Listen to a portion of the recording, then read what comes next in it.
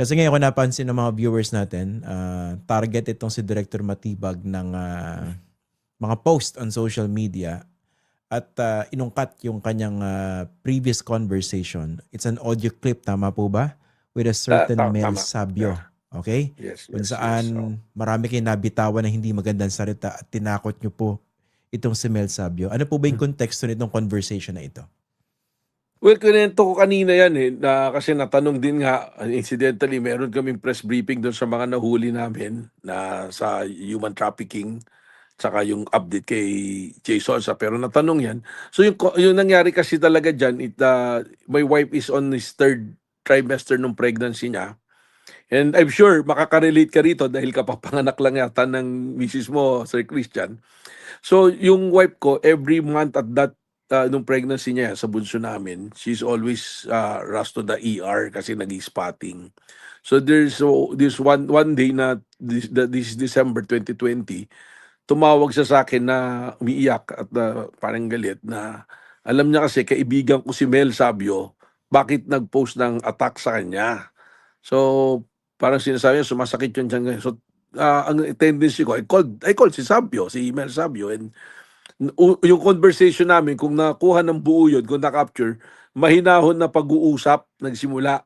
Kasi magkaibigan Hmm. naman kami.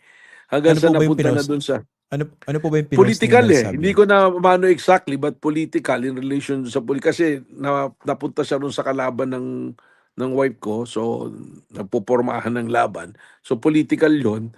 Pero I cannot remember exactly yung context kasi yun nga dahil doon talaga nagsalita ako na ano, I will not deny it na nakapagsalita ako ng mga ganun. Yun talaga. Yun yung tendency ko because I want to protect my wife dahil natakot din ako for my unborn child. And yung wife ko kasi, she underwent already a miscarriage So I don't want that to happen to her again. So ganun yung Hmm. nangyari nun. But after weeks na, hindi nga tumagal Nag-usap ulit kami ni Mel Sabio at nagkasundo naman kami. So, Nagkabati kayo. Teka, nagkabati kami. kailan po ba nangyari ito? At saka, gaano ba December to. gaano kayo ka-close ni Mel Sabio? So, Si December December nangyari? December 2020, si Mel Sabio, matagal ko nang kakilala, parang siguro mga 6 years ko siyang kakilala. We grew up, lagpas pa siguro dahil yung pinanggalingan namin lugar parehas So nagkahiwalay lang kami sa politika that time, 2020, going to the 2022 election. So, yun, nag-away kami. Tapos, after few weeks, nagkasundo naman kami. Tapos, 2021, I put up a business. Ginawa ko pa siyang industrial partner dahil marunong siya ron sa negosyong pinasok namin. Mm. So, gano'n na. Kaya nakakatawa nga na ilabas yon, pinapalabas pa nila, press, ano daw, media personality si Mel. He's not a media personality. Hindi rin siya barangay official. Kaibigan ko lang talaga siya. Kaya, yung away namin, it's a private conversation na lumabas doon sa isang account na local sa San Pedro na ginagamit din politically against us. So, ganun ang nangyari dyan. Pero Okay. matagal na yun. At saka nung time na yun, I have to mention, 2020 yan, secgen ako ng PDP Laban at that time, tsaka at the same time, ako yung presidente ng Transco. So, I'm serving the administration of former President Duterte at that time nung Mm. nangyari yan. Okay. May isa pang kumakalat Teka, Dapat, alam mo na, lalabas na nila lahat yan.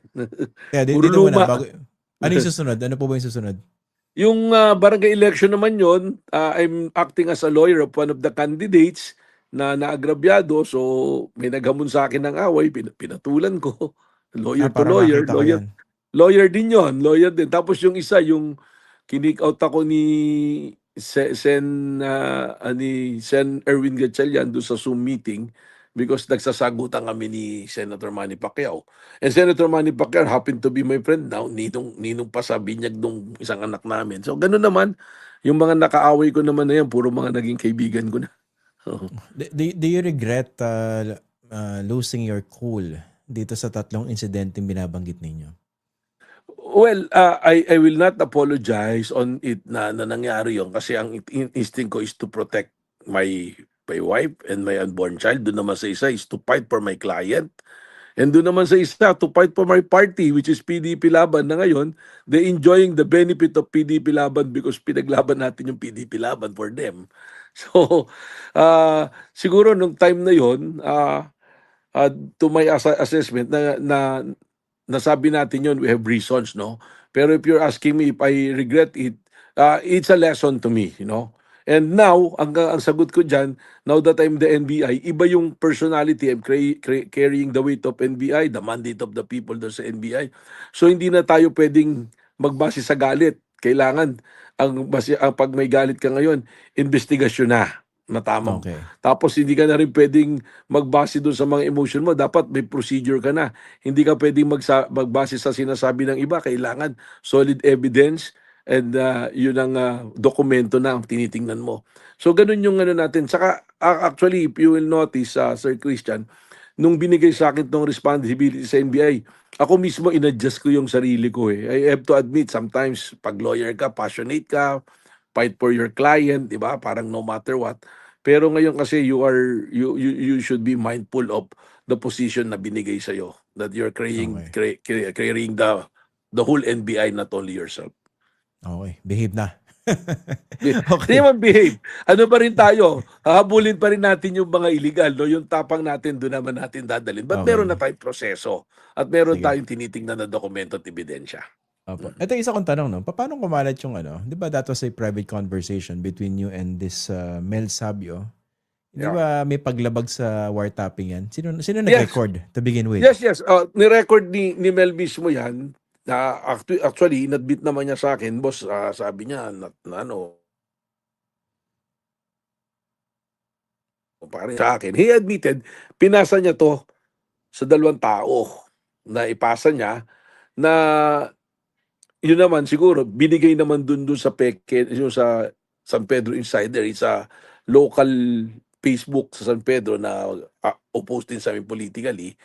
Pero nung nagpatawaran kami ni Mel, so hindi ko na siya habulin dun sa ah, data privacy violation saka yung anti-wiretapping, okay na yon. Pero ngayon, yung mga gumagamit ngayon yan, si Mel ngayon ang nagreklamo na hindi niya dapat gamitin yan dahil admittedly that is a violation ng anti-wiretapping tsaka ng data privacy.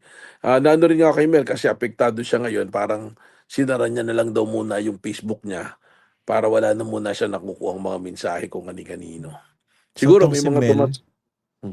nagre-reklamo siya ngayon. Nag-file ng case against Nag-file these siya people ng spreading. complaint sa Cybercrime Division na pinapaimbestigahan niya yung mga accounts na gumagamit nito. And we will pursue it. Ako mismo sususugan ko yun kasi it also violated my privacy. That is a private conversation namin ni Mel Sabio na hindi naman dapat lumabas. Anong nakikita niyong goal dito sa pag-ungkat nito mga previous outbursts ninyo?